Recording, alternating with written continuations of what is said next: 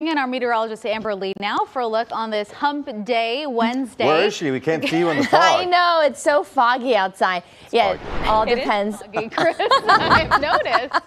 It all depends on where you live. You know, you're actually going to see a little bit more fog in some spots than in others. So if you do encounter the dense fog, just give yourself some extra time. It is a little bit scary, especially on the roadways and when you can't really see too much in front of you. So just slow down and use those low beams. Here's a look right now. You can see just how foggy it is compared to yesterday, and that's because that marine layer has rolled back in, and we talked about it yesterday that it was going to come back a little bit thicker, and it sure has. So we're waking up this morning.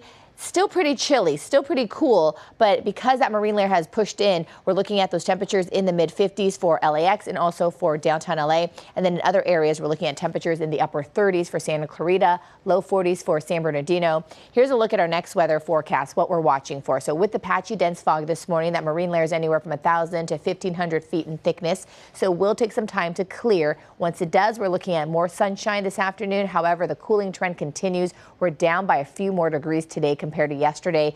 However, we're going to start to warm up because that warming trend kicks in starting tomorrow. Here's a look at that live radar. You can't really tell, but we're definitely seeing more of that fog that has pushed in and has settled into a lot of our areas along the coast and also into our inland valleys. But because we're looking at a dry forecast the next few days, it's still a go if you want to wash your car because we're not looking at any rain at all. In fact, we're looking at some really dry conditions. Here's a look at our next weather futurecast. So you're looking at temperatures today, as I mentioned, a little cooler than yesterday. So inland, we have low 70s for Riverside and for the Northridge area. Right along the coast, we're looking at mid to low 60s from El Segundo down to Laguna Beach. As we head into tomorrow with that warming trend kicking in, you can see how those temperatures start to climb, especially inland. We're looking at those upper 70s, and then even our beach communities, we're looking at low 70s for Laguna Beach, but upper 60s for El Segundo. And then by Friday, we're looking at that all around warming trend, 70s near the coast, and then we have some 80s as you head inland. It's going to continue into Saturday, and then by Sunday, we're looking at slightly cooler conditions as a system passes to the north of us. So we're going to see this up and down type of pattern,